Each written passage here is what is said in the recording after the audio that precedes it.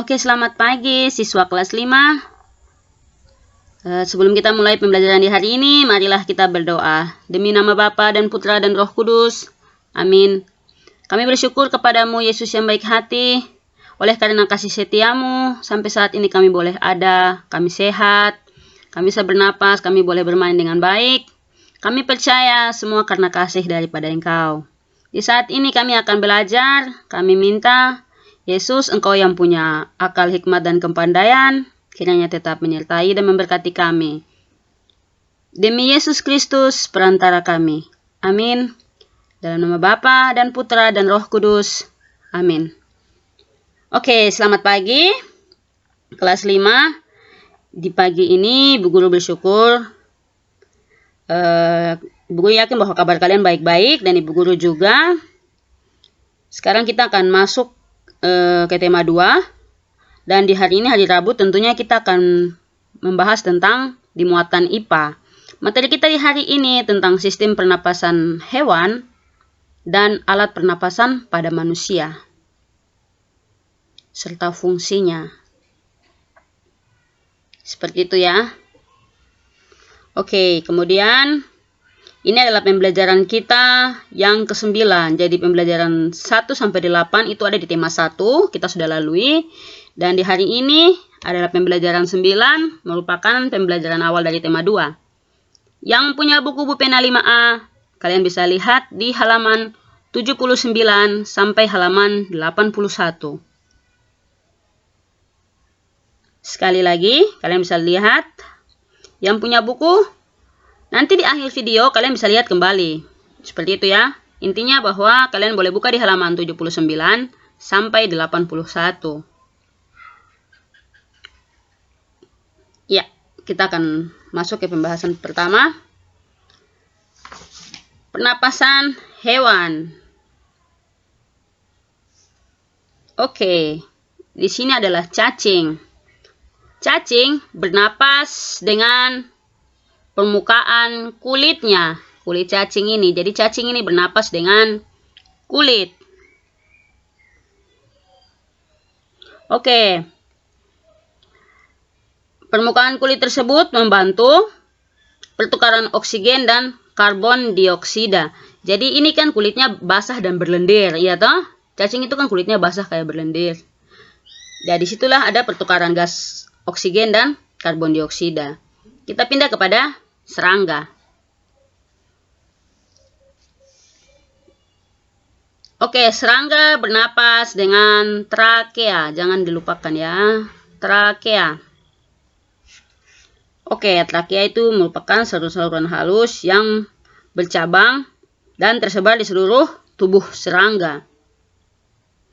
Cara bernapasnya adalah oksigen masuk melalui lubang yang disebut stigma. Lalu diedarkan melalui trakea ke seluruh tubuh serangga nih ya. Kita pindah ke ikan. Siapa sih yang tidak tahu ikan? Hari-hari kalian makan, kadang-kadang juga kalau yang tinggal di gunung. Tapi intinya bahwa semua pasti tahu ikan. Bahkan bisa memancing. Oke, ikan sendiri bernapas menggunakan insang. Ini ya. Kalau kalian punya lihat ikan yang seperti ini di dalam dia punya mulut ini, kalau dibukakan nanti seperti ini. Ya, inilah yang disebut dengan insang.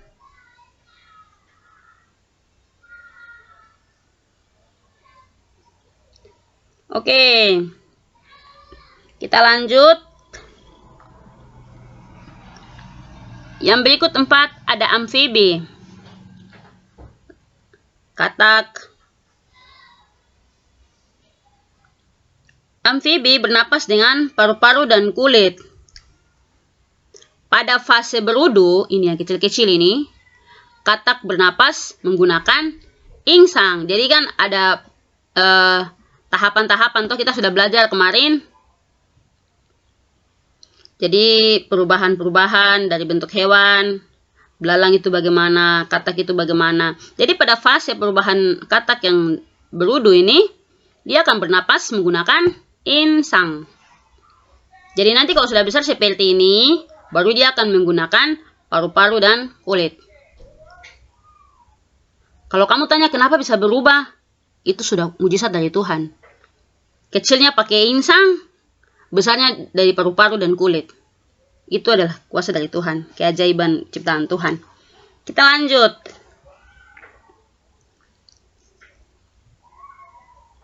Ke reptil. Ya. Ini adalah hewan apa ini? Oke, ini adalah buaya.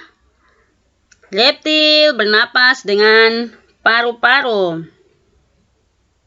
Oke. Oksigen masuk melalui hidung ke tenggorokan. Kemudian lalu ke paru-paru.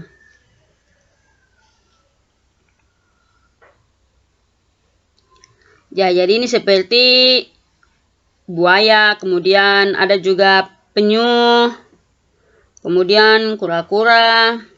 Seperti itu ya. Ibu guru lanjut lagi. Yang berikut adalah burung. Nomor 5. Burung bernapas dengan paru-paru. Kepakan sayap membantu pernapasan burung pada saat terbang. Ini adalah pundi-pundi udara ya. Oke. Pernapasan burung dibantu oleh pundi-pundi udara ini. Pundi-pundi udara mampu menyimpan udara. Saat terbang, burung tidak bernapas melalui hidung, melainkan menggunakan udara yang tersimpan di pundi-pundi udara. Luar biasa ya. Seperti itu. Jadi kalau dia terbang, dia tidak bernapas melalui hidung, tapi di sini dari pundi-pundi udara, karena sudah disimpan. Jadi tinggal cadangan begitulah. Kemudian yang keenam ada di sini paus.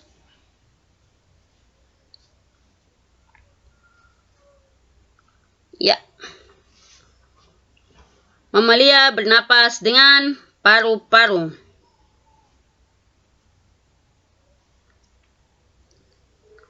Selanjutnya, ini tadi kita sudah bahas tentang pernapasan pada hewan. Tadi ada cacing, serangga, ikan, amfibi, reptil, burung, dan mamalia. Oke. Mamalia ini ya, kalian sudah tahu mamalia toh, hewan yang menyusui. Ada sapi, ada kambing, kuda, pokoknya hewan yang menyusui itu mamalia. Yang 6 ini ya. Jadi bukan hanya kalian lihat paus terus kalian menyimpulkan bahwa yang di laut lagi, tidak. Dia ini sendiri berbeda, ikan yang lain pakai insang. Kalau paus ini tidak, makanya dia selalu muncul ke permukaan air laut ke atas untuk menghirup udara. Seperti itu ya, untuk mamalia. Paus ini dia sendiri, tapi yang lainnya kan hidup di darat, hewan berkaki 4 itu. Intinya yang menyusui. Kita lanjut. Kita masuk kepada alat pernapasan pada manusia dan fungsinya. Oke. Ada rongga mulut, rongga hidung, rongga mulut, laring. Sebelum laring ada faring dulu. Kemudian trakea, bronkiolus, paru-paru, dan selanjutnya sampai di bawah sini. Nanti Bu Guru akan bahas. Kita lihat yang pertama dulu. Oke, alur pernapasan manusia. Jadi kita harus tahu dulu alur pernapasan manusia ya. Ini kan tadi gambarnya. Oke. Fase jelasnya bagaimana udara bisa masuk. Kita bisa lihat di sini. Oke. Ya, udara masuk melalui hidung. Yang punya buku bisa lihat di halaman 80. Selanjutnya, dia menuju kepada rongga hidung.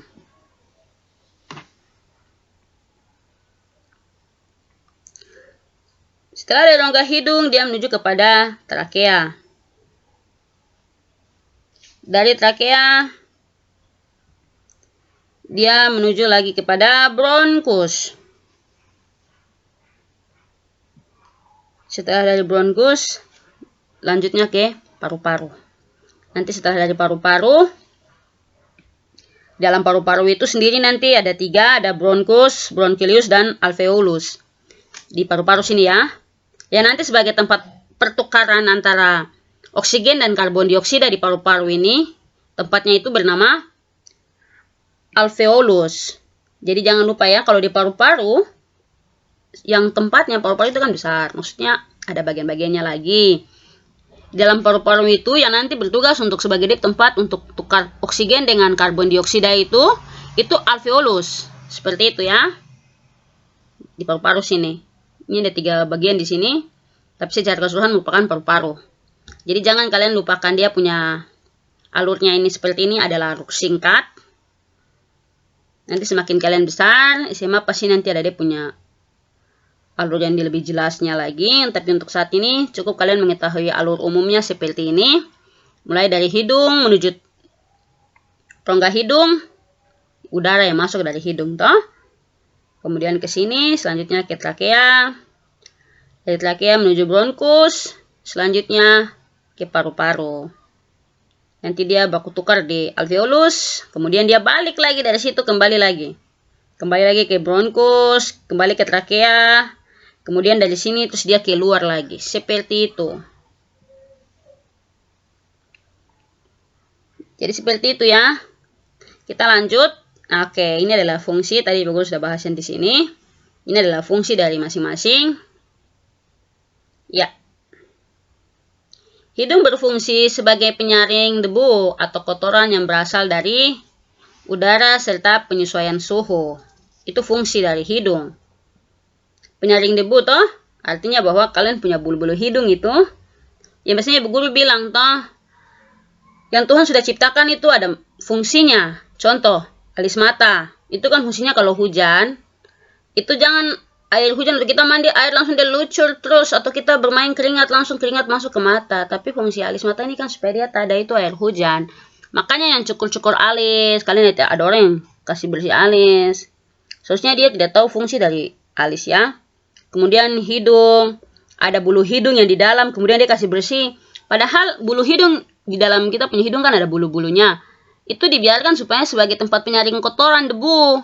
Kalian jalan di jalan, debu yang berterbangan, asap kendaraan, dan sebagainya. Kita hirup udaranya, bulu-bulu itu yang menyaring. Sehingga yang masuk ke kita punya paru-paru ini sudah disaring begitu. Ya mungkin tidak semuanya bersih, tapi sebagian sudah ditapis oleh kita punya bulu hidung. Seperti itu ya. Kemudian, faring berfungsi sebagai tempat rongga hidung dan rongga mulut. Ibu guru kembali harus kalian lihat. Oke. Ada ini ya. Ini faring ini. Kalian hafal dulu. Tadi ibu guru coba copy taruh di depan. Ini adalah faring. Ini laring. Ini trakea. Kemudian yang alveolus yang tadi ibu guru bilang ini. Ada di sini ya. Yang tadi sebagai tempat pertukaran oksigen dengan karbon dioksida itu. Seperti itu. Oke, kita balik. Ya. Oke. Kemudian trakea atau tenggorokan berfungsi sebagai penghubung antara bagian hidung dan paru-paru. Ini ada penghubung. Kemudian kita lanjut. Ya. Oke. Di sini dia selanjutnya. Tadi ibu sudah bahas trakea kan, jadi tidak perlu lagi. Ini adalah bagian dari trakea ini. Penghubung bagian hidung dengan rongga paru-paru. Kemudian di dalam trakea terdapat epiglotis berupa tulang rawan yang sangat tipis sebagai pembatas antara saluran pernapasan dan saluran pencernaan. Oke. Jadi ada tenggorokan ya, luar biasa. Yang mana yang untuk pernapasan, kan satu ini dia masuk ini. Yang mana yang untuk pernapasan, kemudian yang untuk pencernaan. Luar biasa. Kita lanjut. Ya, jadi ada lagi yang disebut paru-paru. Tadi ibu sudah bahas ada 3. Ini adalah manfaatnya dari masing-masing. Dalam paru-paru ada 3 bagian.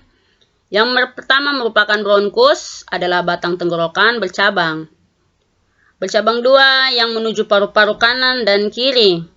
Kemudian yang berikut adalah bronchiolus, bercabang dari bronchus.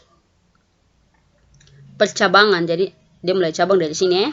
Selanjutnya adalah alveolus, terdapat di ujung bronchiolus yang berfungsi sebagai tempat pertukaran oksigen dan karbon dioksida. Jangan kamu lupakan ketiga ini, apalagi sebagai tempat utama sebagai pertukarannya adalah alveolus. Jangan kalian lupakan. Seperti itu. Oke. Ini adalah tugas. Tugasnya ada di halaman 80. Ibu sudah foto, sudah tampil. Jangan tanya-tanya lagi. Sudah jelas ini. Oke, di sini perhatikan hewan-hewan berikut, kemudian tulis nama alat pernapasannya. A ini apa? B, C, D, E, dan F. Tulis. Tidak usah gambar, cukup tulis A itu alat pernapasan. Tulis nama hewan, kemudian alat pernapasan. A sampai F ada di halaman 80. Ini tugas yang satu, untuk pernapasan hewan. Kan kita bahas hewan dengan manusia. Yang berikut ini adalah manusia. Ini ada di halaman 81. Ibu guru pakai stiker begini karena ibu guru sudah isi. Kalau ibu guru tidak pakai stiker, kamu keenakan tinggal salin. Seperti itu. Oke, jadi kalian tinggal tulis A itu nama organnya apa. Kemudian B yang dari sini, sini. Tadi yang di sini kamu tinggal lihat kembali di video. Kan sudah ada nama-namanya toh. Terus rata-rata tadi ibu guru sudah menjelaskan setiap dia punya poin tadi itu. Tinggal kamu lihat. Kalau di tengah sini disebut apa tadi di gambar itu. Kemudian tadi di gambarnya sudah dijelaskan. Bagian ini berfungsi untuk apa. Seperti itu. Namanya, kemudian fungsinya. Tadi ibu guru sudah jelaskan. Jadi semuanya sudah ada di video. Tinggal kalian lihat saja. Seperti itu. Ibu guru dipikir demikian pembelajaran kita di hari ini. Kalau kurang paham, kalian nonton-nonton berulang kali saja, tidak apa-apa. Seperti itu. Lihat gambarnya ini ya.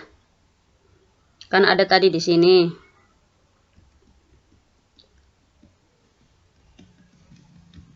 Oke, ini dia toh. Di sini ada nanti di sini. Ini fungsi dari sini apa? Awalnya apa seperti itu. Oke, jadi ibu guru pikir demikian. Selamat pagi. Kiranya Tuhan Yesus memberkati kita sekalian.